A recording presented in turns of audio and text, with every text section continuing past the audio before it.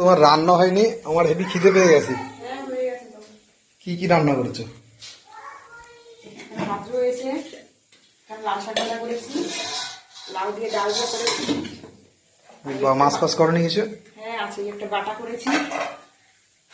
আর এই যে মাছ পাতুরি করেছি, অনেকদিন পরে মাছ। দেখুন বন্ধুরা, আপনারা মাছ পাতুরি কোনোদিন খেয়েছেন নাকি? এই যে মাছ পাতুরি করেছে। আর দেখুন আমারও খিদে পেয়ে গেছে, এই এখন ঘরে ঢুকলাম। আর দেখুন যা যা রান্না করেছে দেখিয়েছে।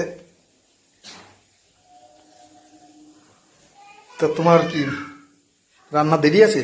না এই তো হয়ে গেছে, দেবো খেতে দেবো। যাই হোক বন্ধুরা, দেখুন মাছ রান্না পাতুরিটা করেছে, কেমন এবার হয়েছে? খিদেও পেয়ে গেছে।